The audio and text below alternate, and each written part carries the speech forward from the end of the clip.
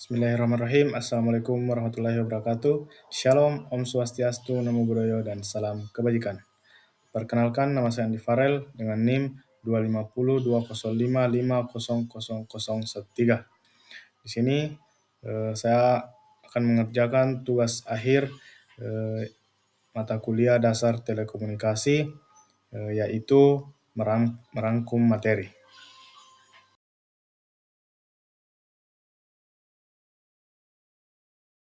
Baik, materi pertama yaitu telekomunikasi.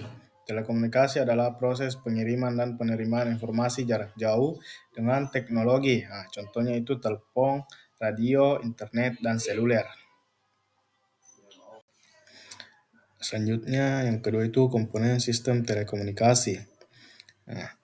Ada beberapa bagian. Yang pertama itu sumber informasi atau asal data. Contohnya itu suara, teks, gambar, video, dan file.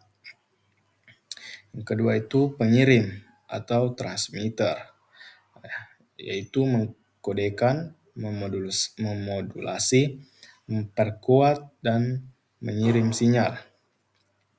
Yang ketiga itu media transmisi atau jalur komunikasi, terbagi menjadi dua, yaitu yang pertama guided atau yaitu kabel tembaga, twist wire, fiber optik. Nah, yang kedua itu unguided, yaitu gelombang radio, mikro, dan inframerah. Nah, kita lanjut yang keempat, yaitu penerima atau rectifier, menangkap sinyal melalui demodulasi, decoding, dan menampilkan kembali informasi. Nah, yang terakhir atau yang kelima itu tujuan, destination, atau titik akhir penerima, perangkap. Contohnya itu HP, komputer, dan televisi. Sistem jaringan, server, router, atau aplikasi. Contohnya itu pesan media sosial. Materi selanjutnya yaitu analokasi frekuensi. Di mana frekuensi atau yang pertama itu frekuensi jumlah siklus gelombang per detik atau hertz. Analokasi frekuensi yaitu pembagian pita untuk komunikasi, contohnya radio, televisi, seluler, dan satelit. Yang ketiga itu spektrum utama. Adapun yang pertama itu FLF dan LF atau very low dan low frequency, di mana frekuensi sangat rendah sampai rendah. Nah, frekuensi ini digunakan untuk militer, navigasi, radio jarak jauh. Nah, yang kedua itu MF dan HV atau medium dan high frekuensi. Atau frekuensi menengah sampai tinggi. Frekuensi ini digunakan untuk radio AM, amatir, dan siaran internasional. Nah, yang ketiga itu VHV dan UHV atau very high dan ultra high frekuensi. Frekuensi ini sangat tinggi sampai ultra tinggi. Nah, digunakan untuk TV, FM, WiFi, dan seluler. Nah, yang keempat itu SHV, EHV, atau super high dan extremely high frequency. Nah, frekuensi ini super tinggi sampai sangat luar biasa tinggi. Dipakai untuk satelit, radar, 6G, dan astronomi. Nah, selanjutnya itu pengelolaan bersama terbagi menjadi dua, yaitu berlisensi dan tak berlisensi. Di mana berlisensi memiliki contoh 4G dan 5G. berlisensi juga harus memiliki izin dari pemerintah.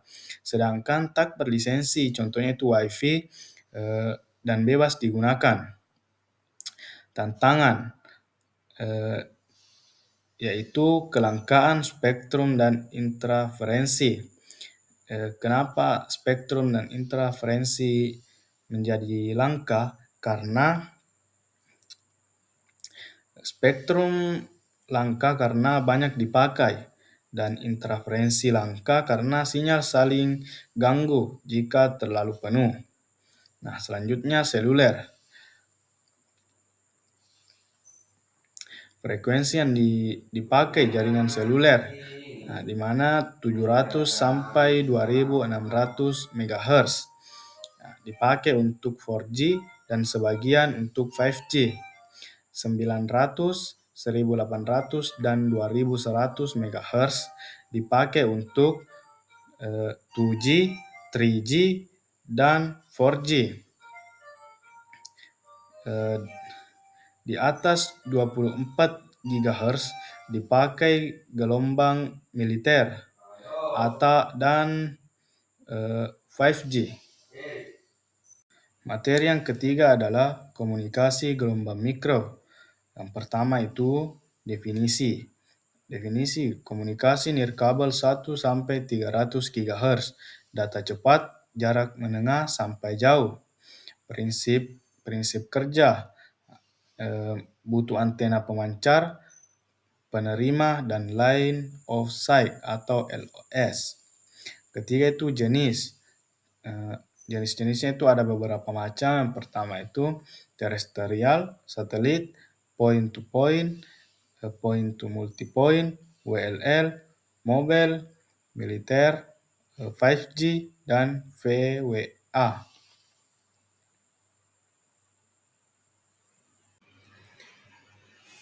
Selanjutnya, kelebihan.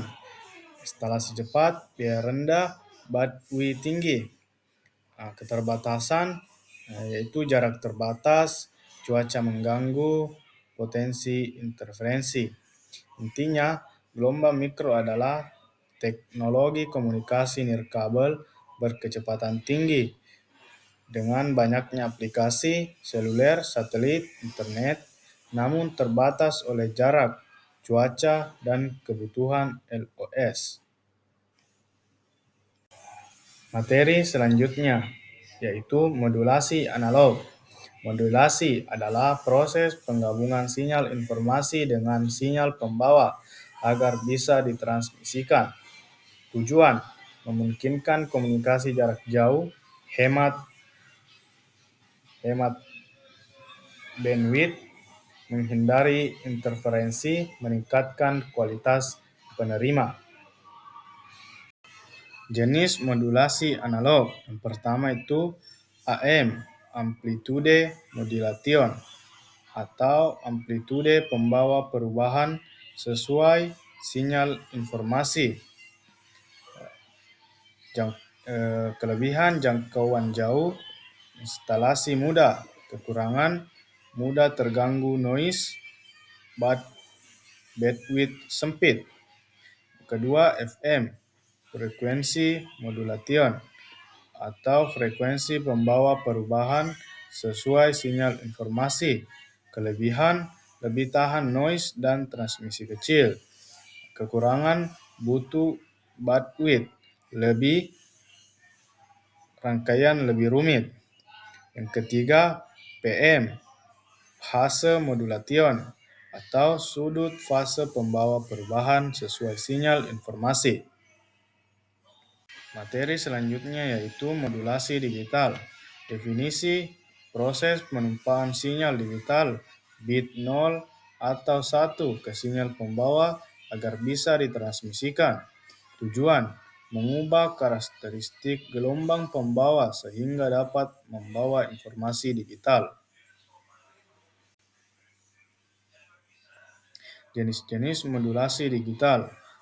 Pertama itu ASK atau amplitude shift key. Amplitude gelombang pembawa perubahan sesuai bit. Kedua, FSK, frekuensi shift key. frekuensi gelombang pembawa bergeser sesuai bit.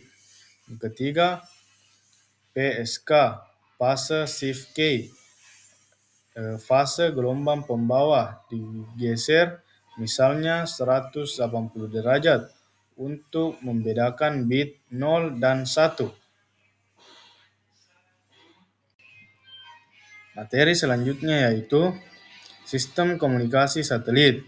Sistem komunikasi satelit adalah jaringan telekomunikasi yang menggunakan satelit buatan sebagai repeater di orbit. Satelit menerima sinyal dari stasiun bumi atau uplink, memperkuat dan mengubah frekuensi, lalu memancarkan kembali ke stasiun bumi lain atau downlight. Komponen utama yang pertama satelit, penguat dan pemancar ulang sinyal. Yang kedua, stasiun pengendali, mengatur posisi dan trafik. Ketiga, stasiun bumi, pengirim dan penerima. Teknologi ini memungkinkan komunikasi jarak jauh dengan cangkupan sangat luas, meski terbatas oleh biaya, delay, dan kapasitas.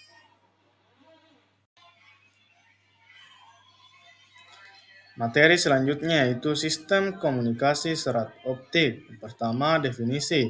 Teknologi komunikasi yang menggunakan serat kaca atau plastik untuk mentransmisikan data dalam bentuk pulsa cahaya. Kedua, prinsip kerja. Sinyal listrik, suara, teks, data, dan video diubah menjadi cahaya, ditransmisikan melalui serat dengan prinsip total internal. Reflektif diubah kembali menjadi sinyal listrik di penerima. Yang ketiga, komponen dasar. Pertama, driver dan sumber optik, LED untuk jarak dekat dan laser untuk jarak jauh. Detektor optik, mengubah cahaya menjadi listrik. Yang ketiga, rangkaian penguat, memperkuat sinyal listrik.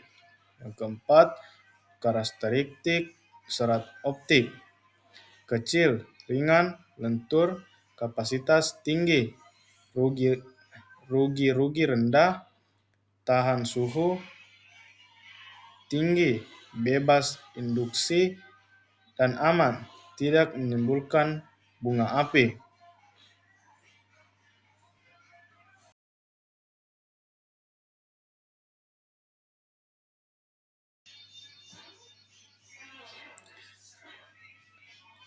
Kelebihan yaitu kecepatan tinggi, bandwidth besar, kehilangan sinyal rendah, keamanan tinggi, dan tahan interferensi. Keterbatasan, biaya instalasi mahal, rapuh, butuh peralatan khusus. Aplikasi, jaringan telekomunikasi komputer, kabel, TV, dan sistem sensor.